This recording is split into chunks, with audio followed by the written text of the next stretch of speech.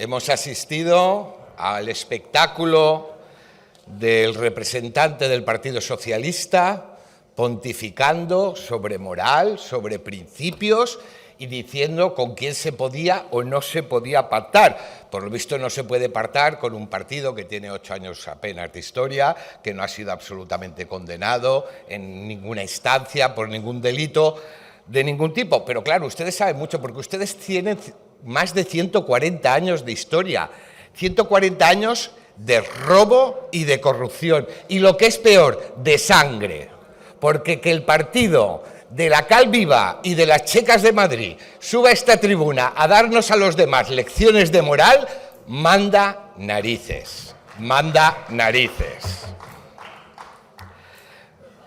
Con respecto al diputado que forma parte del grupo de Podemos, aunque él no es de Podemos, decirle que, a ver, usted tiene razón, me dice, es que en un gobierno donde no somos la parte mayoritaria, pues hay que llegar a acuerdos y pactar políticas. Hasta ahí, completamente de acuerdo.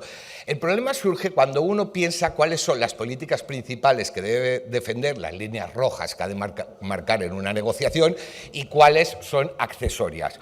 Ustedes nos hablan de ese derecho a la vivienda como un derecho humano que tanto les preocupa.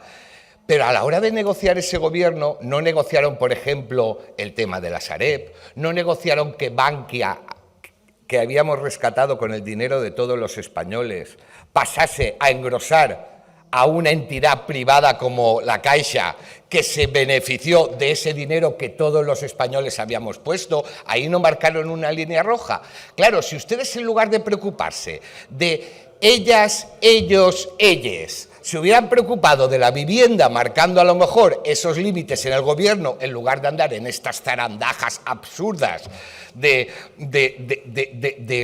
cómo tenemos que poner los artículos determinados, indeterminados, masculinos, femeninos, neutros, pues, pero como sus políticas son esas, pues claro, no negociaron lo importante. Pero claro que ustedes son responsables, porque en un gobierno del que se forma parte se es corresponsable, le guste a usted o no. Y ustedes son corresponsables de las malas políticas que está realizando este gobierno. Porque claro, también he oído decir en esta tribuna, es que hace 40 años que no se hace política de vivienda social, lo cual significa que antes sí se hacía.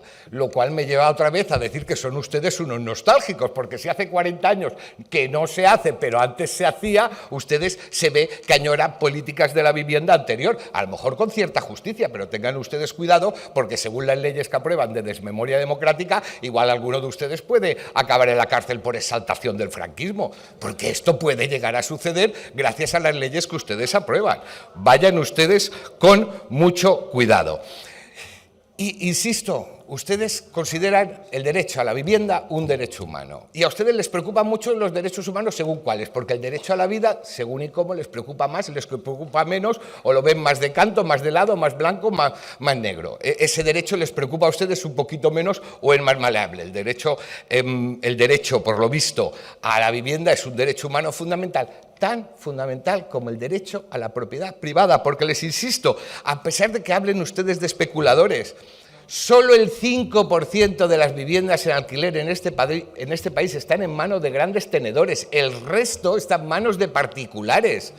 A quienes ustedes quieren perjudicar es a particulares, no son a los grandes fondos que vienen de Estados Unidos, etcétera, etcétera. No es a esos, es a los particulares a los que ustedes quieren perjudicar.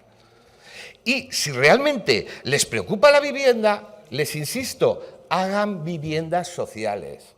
Hagan viviendas sociales, porque al final es tan sencillo como que si una cosa está cara, pero no se tiene monopolio, porque aquí nadie tiene el monopolio de la construcción de la vivienda, pues los poderes públicos pueden intervenir en el mercado. ¿Cómo? ¿Quitando los derechos de propiedad? No. Abaratando el mercado a base de poner más vivienda en oferta de alquiler o de venta.